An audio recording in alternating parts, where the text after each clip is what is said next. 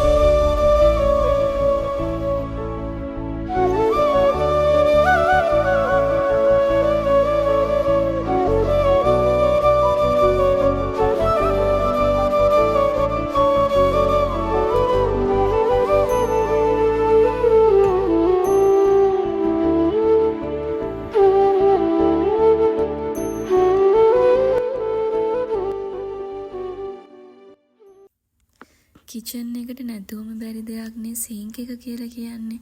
ඉතින් මගේ කිචන් එකේ මම ආසම තැනක් තමයි මෙන්න මෙතන. ලොකු ස්පේස් එකක් තියෙනවා. වැඩ කරගන්න පහසුයි. ඉතින් මං ගොඩක් ආසාවෙන් හිටියේ මේ වගේ ඩිසයින් එකකට. මට මේ වගේ ඩිසයින් එකක් හොයාගන්න පුළුවන් වුණා. ඒ වගේම මේ සිංක් එකේ කප් වොෂ් කරන එකක් සහ රැක්ස් දෙකකුත් තියෙනවා. ඉතින් ඒකත් ගොඩාක් ප්‍රයෝජනවත් මට වැඩ කරගන්නකොට.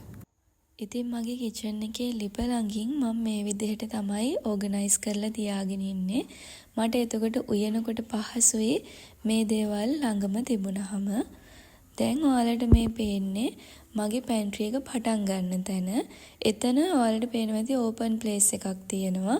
ඉතින් ඒක මං ගොඩක් ආසාවෙන් මගේ කැමැත්තට හදාගත්ත දෙයක්. මට හිතුණා එතන ඒ විදිහට තිබුණොත් ලස්සනයි කියලා. දැනට මම මේ විදිහට තමයි අවශ්‍ය දේවල් තියාගෙන ඉන්නේ. ඒක මම කාලෙන් කාලෙට වෙනස් කරගන්න තමයි හිතාගෙන ඉන්නේ. ඉතින් එතන ලස්සනට දේවල් තියන්න පුළුවන්. ෆ්ලවර් වාස් එකක් තියන්න පුළුවන් ඒ වගේ. ඉතින් මේ තමයි මගේ පැන්ට්‍රි එකේ පටන් ගන්න කබඩ්ස් දෙක. ඉතින් ඒ දෙක මේ විදිහට තමයි තියෙන්නේ දැනට. මම ගොඩාක් බඩු දාලා නැහැ. හැබැයි ලොකු ස්පේස් එකක් තියෙනවා ඔයාලට පේනවා ඇති. ඉතින් ඊළඟට තියෙන්නේත් මං ගොඩාක් ආස දෙයක්. අපි ගොඩක් වෙලාවට කෑම හදනකොට දුම සහ ස්මෙල් එක මේ ෆෑන් එකෙන් උඩට ඇදලා අරගන්නවා. ඉතින් එතකොට ගේ ඇතුලේ දුම රැඳෙන්නේ නැහැ සහ අපි හදන කෑමවල ස්මෙල් එක ගොඩක් වෙලාවට රැඳෙනවා හරි අඩුයි. ඉතින් මේකේ ලයිට් එකකුත් දීලා තියෙනවා. අපිට කැමති නම් ඒ ලයිට් එකත් පාවිච්චි කරන්න පුළුවන්. ඊට අමතරව ඔයාලට පේනවා ඇති මේකේ තියෙනවා මල් තුනක් වගේ හැඩයට ඇඳපු පින්තූර ටිකක්. ඒකෙන් මේ ෆෑන් එකේ වේගය අඩු වැඩි කරන්න පුළුවන් සහ සීරෝ බටන් එක තියෙන තැනින් අපිට මේක ඔෆ් කරන්නත් පුළුවන්. ඉතින් කෑම හදන වෙලාවට මේක පාවිච්චි කරන්න තමයි තියෙන්නේ. ඉතින් මේක ක්ලීන් කරගන්නත් හරි පහසුයි. මේ කෑලි දෙක ගලවලා වොෂ් කරලා නැවත දාගන්න පුළුවන් අපිට තනියම.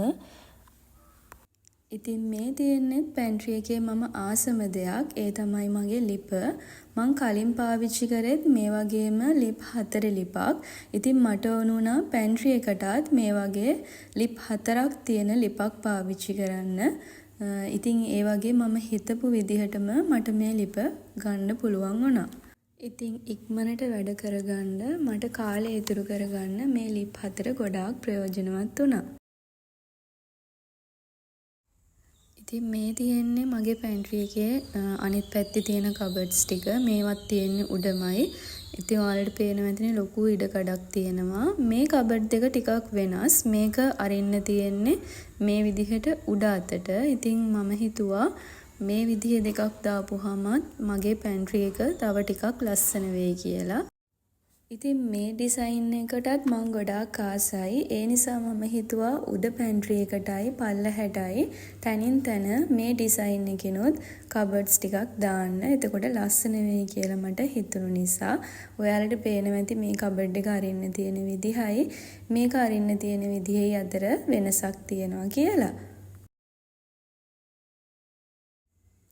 ඉතින් මේ තමයි මගේ පැන්ට්‍රි එකේ තියෙන උඩ තියෙන අන්තිම කබඩ් එක. ඉතින් ඒකෙන් පස්සේ ඔයාලට පේනවා ඇති ඕපන් ඒරියා එකක් තියෙනවා. ඉතින් ඒක මම දැනට මේ විදිහට තමයි ලස්සනට කරගෙන තියෙන්නේ. ඉතින් ඉස්සරහට මේක තවත් වෙනස් කරගන්න මම හිතාගෙන ඉන්නවා. ඉතින් දැනට මං හිතනවා මේ තියෙන විදිහ ලස්සනයි සහ පිළිවෙලයි කියලා.